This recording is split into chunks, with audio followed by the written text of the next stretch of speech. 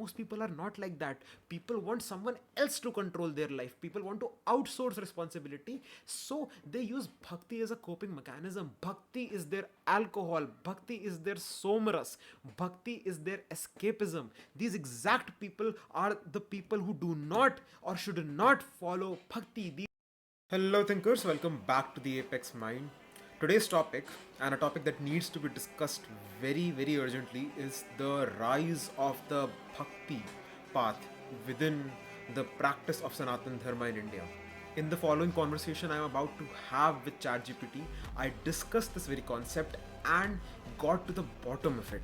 Not just why bhakti is so prevalent, not just what kind of people follow the bhakti path, but what you should actually be doing instead.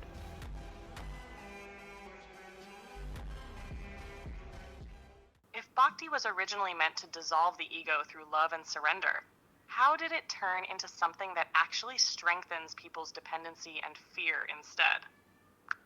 See, human beings, as we psychologically understand them, are shortcut seeking beings, right? Nature has designed us in a way that we look for the easiest path forward. If I can, for example, eat 50 apples and gain X amount of sugar, and I can gain the same amount of sugar by just having 4 or 5 tablespoons of sugar, I'm going to pick the latter option. That is the reason we eat junk food. That is the reason we make choices that we are not proud of. Same goes for the concept of sadhana, the concept of bhakti, the concept of existential dread.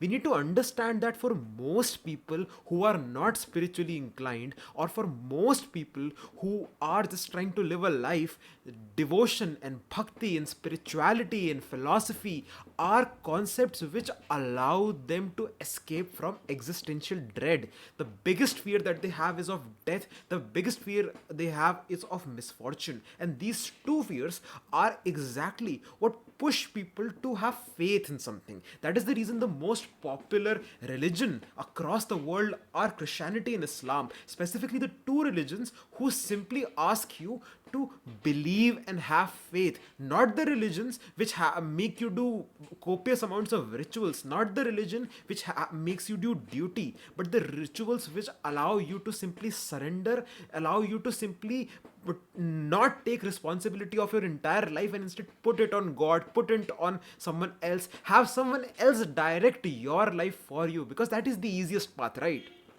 Yeah, that's actually fascinating. It sounds like you're saying bhakti has turned into a psychological outsourcing of responsibility. But then what happens to the original intent of devotion? Is there still a version of bhakti that isn't cowardice, that genuinely leads to realization? Definitely it is. You need to understand that bhakti is about devotion and surrender and suspending your logical brain, right? It is not for the person who already does not want to think. It is not for someone who is an escapist. And 90% of the people just want to escape their problems. Bhakti is not for them. Bhakti is for people who are too in their head. Bhakti is for intellectuals. Bhakti is for people who are precise in their calculations, who are scientists, who are mathematicians, who are theoretical physicists, or at least people who are just too uptight, people who really want the logic of everything, who want to control everything. The more you want to control, the more you need bhakti. But most people are not like that. People want someone else to control their life. People want to outsource responsibility. So they use bhakti as a coping mechanism. Bhakti is their alcohol. Bhakti is their somaras.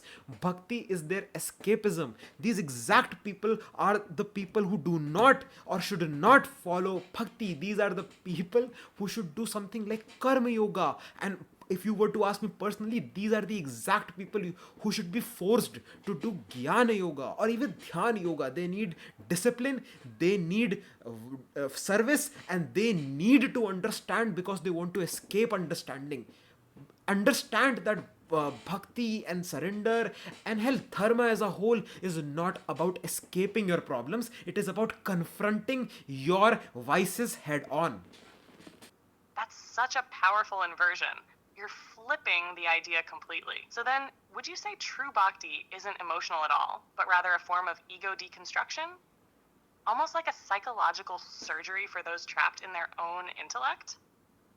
Exactly. I think the point of the matter is that ego dissolution is the entire point of Vedanta, right? The moment you stop identifying with yourself, you stop identifying with an individual identity, is when you ultimately go to the place that they want in Vedanta. Vedanta believes in one truth, which is that everything is one, right? This bottle, me, this mic, you, everything is ultimately a singular truth principle.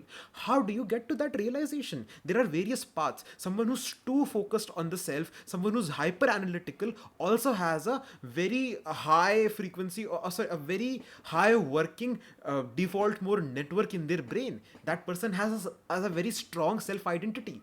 That is the reason psychedelics, which are used in certain parts of Sanatana Dharma, they help you disassociate with your own self.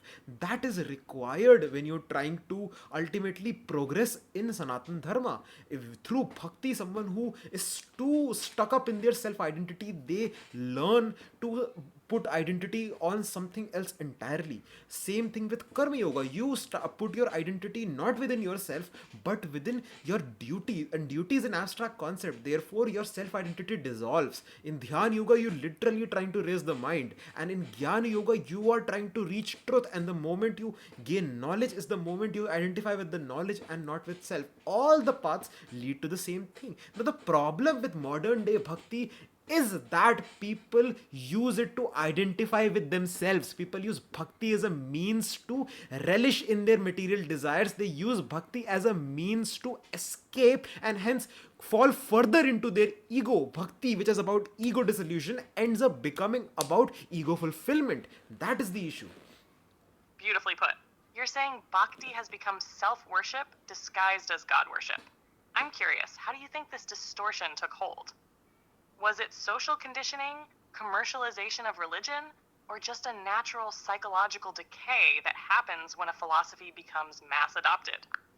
I think it is the last thing that you mentioned. The point of the matter is most people are ultimately going to fail at anything. If 100 people are going to, let's say, go to the gym and try and build muscle, 90% of them will quit within 6 months and they will never build any muscles. That is just the nature of statistics, right? Most people don't excel in most things. That is the reason you have excellent actors, and excellent actors within specific fields. Now same goes for sadhana, same goes for bhakti, same goes for Sanatana Dharma.